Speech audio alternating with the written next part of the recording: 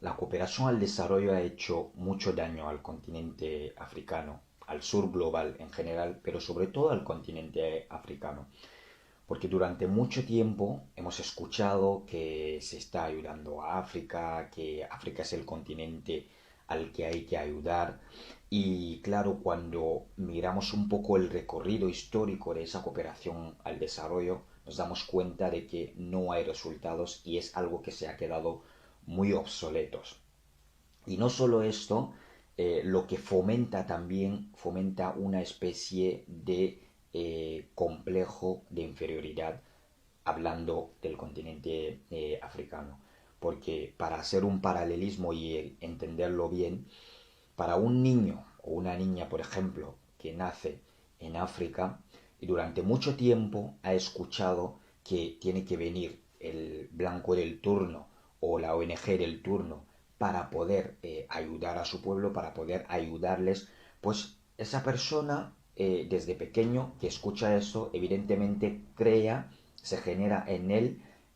digamos, un complejo de inferioridad, porque siempre tiene que esperar a que venga alguien para poder salvarles, como se suele decir. Y luego, desde Europa o desde Occidente, lo que se fomenta es, digamos, esa responsabilidad, esa carga de ser los salvadores del mundo. Y entonces, desde pequeño, una niña o un niño en Occidente, pues escucha en su colegio, se van pasando huchas, se dice que hay que echar monedas para ir a ayudar a los negritos. Y eso fomenta un complejo de inferioridad. Se ven que el futuro de esa gente que está al otro lado en el sur global está en sus manos y desde pequeño pues se genera ese complejo de superioridad y muchas veces es lo que se traduce también dentro de la sociedad. En cada estación de metro o de tren cuando salimos hay grandes pancartas, póster de grandes organizaciones, incluso organizaciones internacionales o ONGs, y a veces con la cara de niños o niñas africanas donde debajo te ponen pues en tus manos están la llave de su futuro. Pues desde aquí la imagen que se refleja es que la gente aquí pues tienen esa responsabilidad de salvar a los que están en el sur global. Y así es como se crea también una relación de superioridad dentro de la sociedad global donde nos encontramos.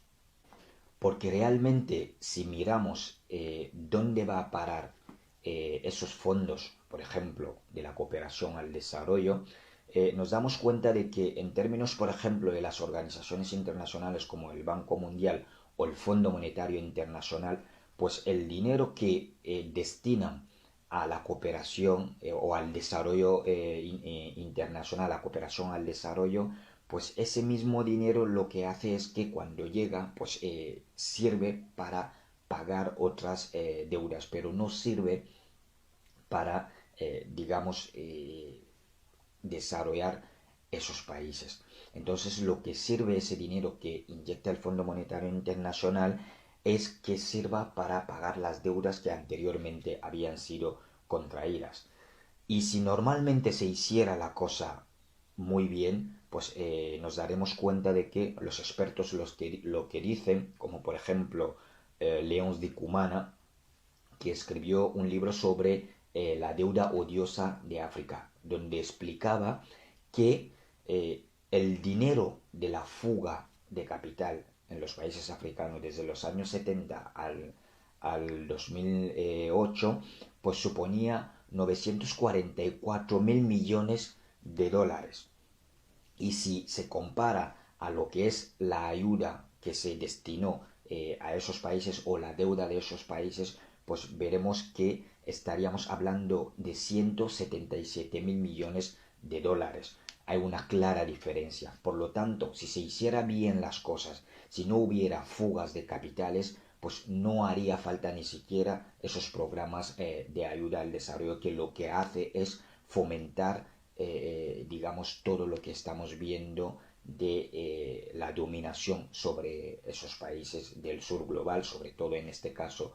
los países de África, fomenta lo que es el asistencialismo más que otra cosa. Por lo tanto, sería bueno pues, ir viendo y adaptar